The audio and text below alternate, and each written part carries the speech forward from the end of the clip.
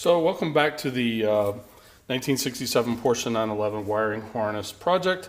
It's been a long summer. I took a little bit of time off, but I was working on some stuff in the background and just want to get you an update. So early on in one of the videos about the harness, I had talked about these connectors that there's a metal piece that holds them into the body of the car, and they slip down on there like so.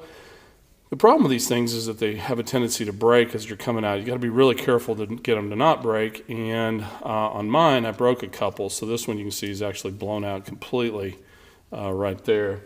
So what I did is I commissioned a guy to make these things for me, and he did an awesome job. These things are laser cut. They're made out of stainless material.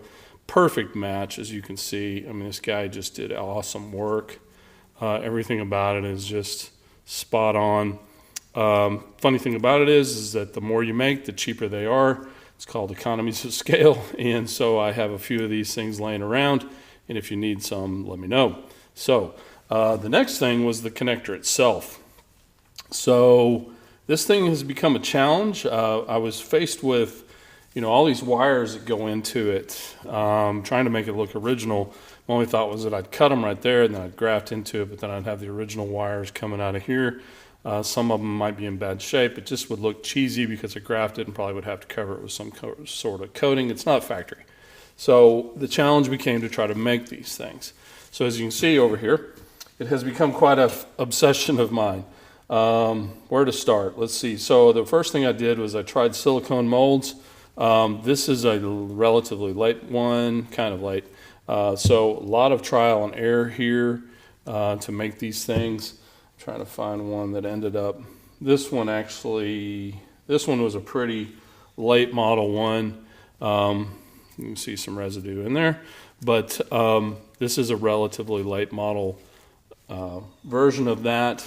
Still had some problems with it, so ended up contacting a guy that built me a mold, and here is one that is in the process of being molded. You can see the little mold up under there, but I'm going to demold it here just in a little while to see how it looks, but I think this is going to be the solution. I have really good confidence in it. I had done a test earlier, so you can see through my test it's kind of a version of Alien Resurrection of trying to duplicate Ripley in the eyes of an alien, but these things are pretty ugly.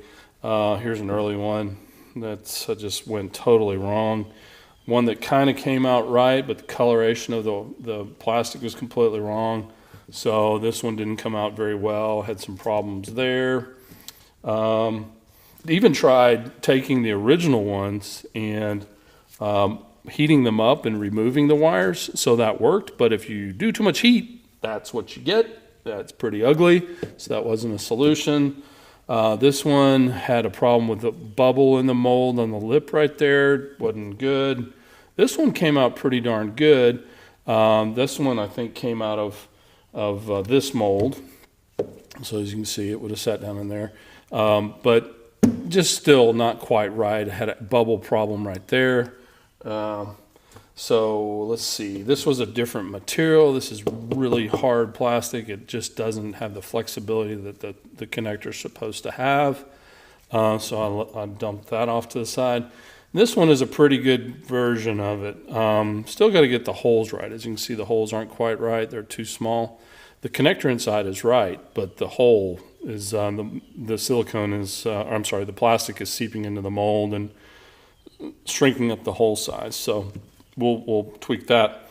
But like I said, this thing, and also the problem was the color of them. This was a pretty close color, not quite.